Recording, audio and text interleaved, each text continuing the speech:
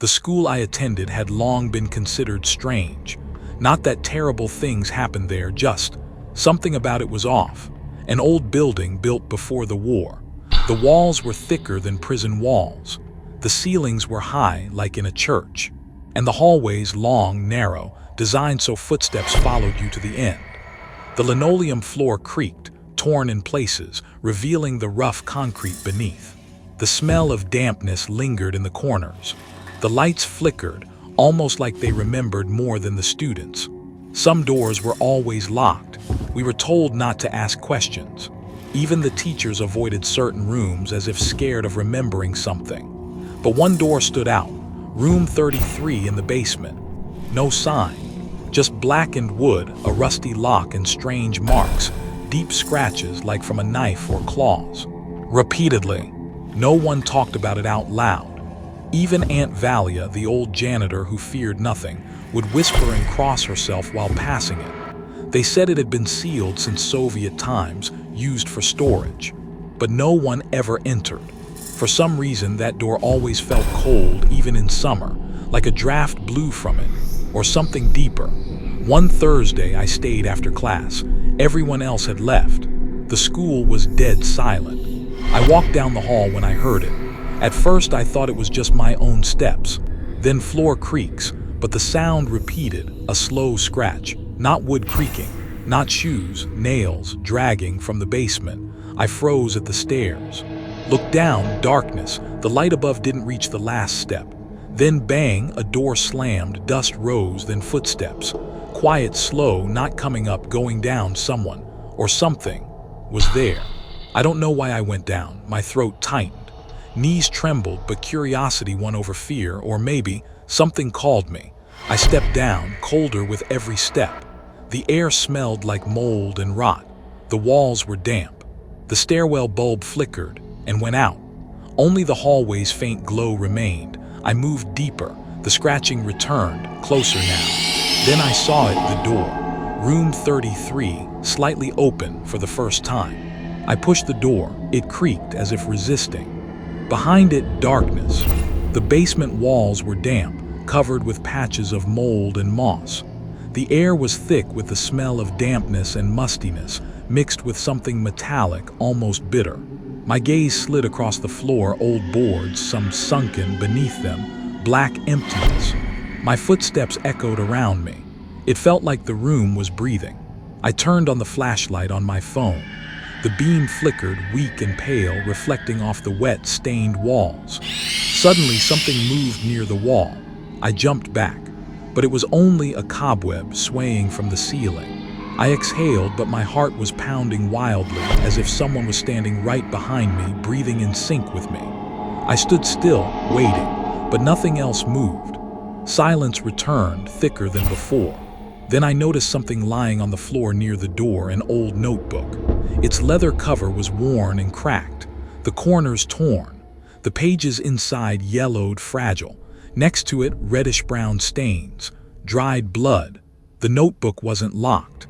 I opened it at random and saw entries written in childish handwriting, crooked letters with mistakes, some underlined, some crossed out, as if written in fear or panic.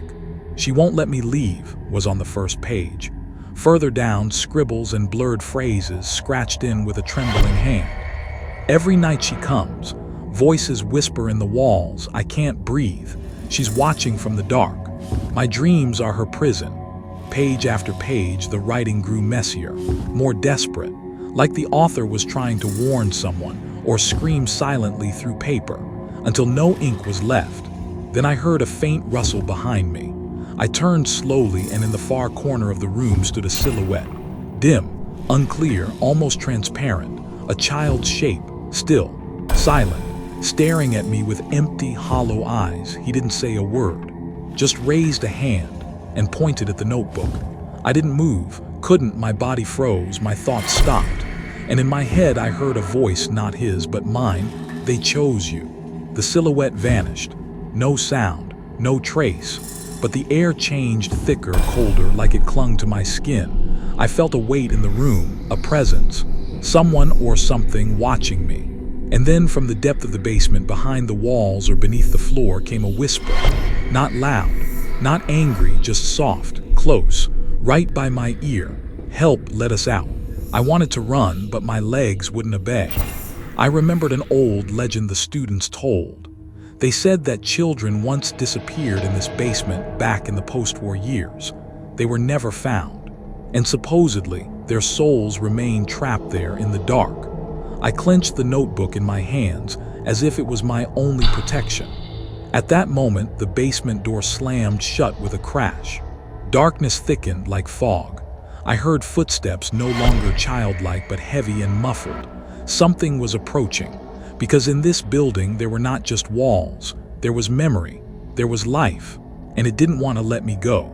My heart was pounding so loud it felt like all the basement walls could hear it. I tried to open the door, but it was tightly locked, completely unmovable. You wouldn't believe it, but at that moment I felt cold piercing not just my body but my very soul. In the darkness, I froze, listening to the sounds. The footsteps grew closer, slow, heavy, as if someone was limping on broken legs. Voices became audible, soft, like from a distant dream but filled with despair. "Help, let us out," they whispered, like a choir of invisible beings echoing through the basement. I felt the walls squeezing around me, as if the stone labyrinth was turning into a trap. A light, cold breeze blew on my face, though there were no windows or doors open to the outside. At that moment, I noticed the notebook in my hand started to glow with a faint, pale blue light. The pages turned by themselves. On one of them appeared a new entry, one that wasn't there before. "You heard, now you're part of this. Welcome to the silence." I felt my hands grow heavy, as if someone was holding me from inside. Trying to break free, I heard a heavy breath behind me. I turned and saw her. The light flashed sharply, illuminating the room. Before me stood a woman. Her eyes were black without pupils, her skin whiter than snow, her hair wet and sticky. She slowly raised her hand, pointing at the door. "She's waiting for you," she whispered in a voice that sounded like an echo from the grave. Fear paralyzed me, but even stronger was the desire to understand what this horror hid. The woman vanished into thin air, leaving behind a cold that penetrated to the bone. I stood there, notebook in hand, unsure if I had crossed into madness, or if madness had simply invited me in. I looked again at the door. Outside, total darkness, and then I heard a quiet but clear sound, the click of a lock. The door slowly opened, a way out. Without thinking, I ran out of the basement, not looking back. On the stairs, I fell to my knees, breathing hard, trying to catch my breath. But when I looked back, the door to room 33 closed by itself, and silence filled the corridor once more. But now I knew something lived in this building, something that can't be ignored, something that chooses. When I got home, I couldn't get what happened out of my mind. The words from the notebook and the cold gaze of that woman kept spinning in my head. It felt like she left me with some invisible burden. At night, I woke up to a strange noise, like someone was softly tapping on the window. I went to look and saw a small shadow. It disappeared quickly, as if it dissolved into the night. I tried to fall asleep, but the voice, that same whisper from the basement, echoed in my head. "You must come back, we need you." The next day, I went back to school. The corridor seemed empty, but I felt eyes watching me from all directions.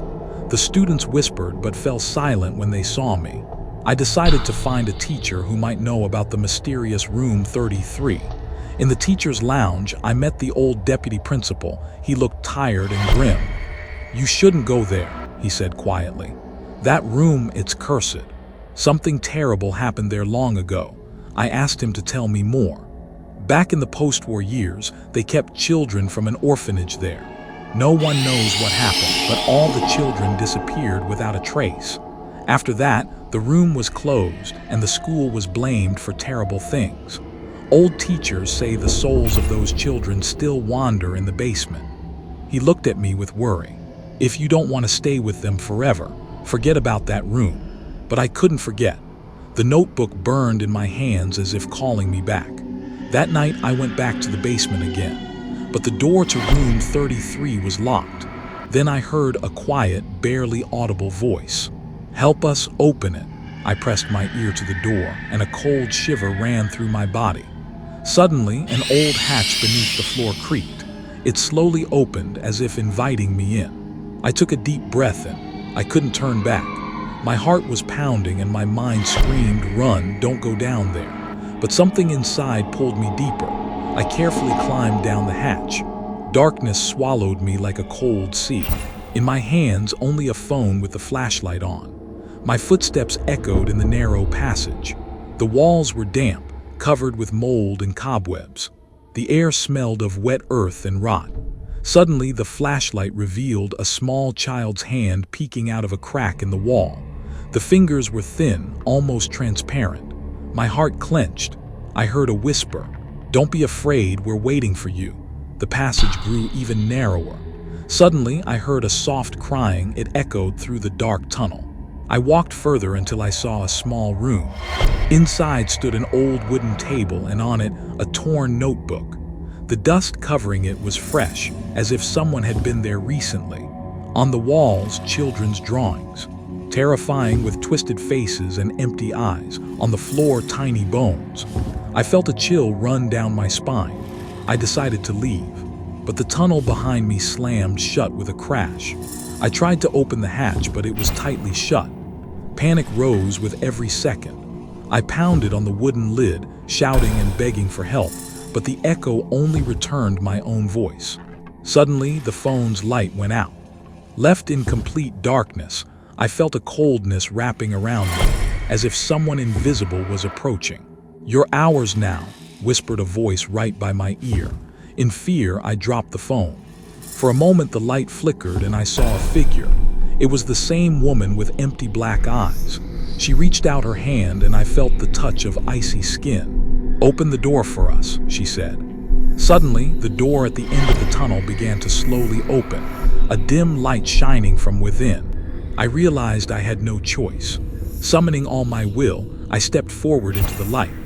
Behind the door opened a small hall, dimly lit by candles that seemed to burn on their own. Old photographs of children hung on the walls, smiling, but their eyes were empty, as if soulless. In the center of the hall stood a circle of tiny figurines, dolls and toys scattered around a dirty stain on the floor. The woman with black eyes approached me. "They were here. We kept them so they wouldn't leave, but they call you. You are their new guardian." I felt a weight, as if a huge responsibility had fallen on me. Trying to step back, I heard a whisper behind me, "Help us, set them free." But fear and pity merged into one. I couldn't leave it like that. I bent down and took one of the dolls. At that moment, the walls began to shake and children's voices echoed from the darkness. "Thank you. Now we are free." Suddenly, the hall filled with light and the shadows vanished. The walls turned white and the bones on the floor disappeared. I walked out of the basement feeling I had done the right thing.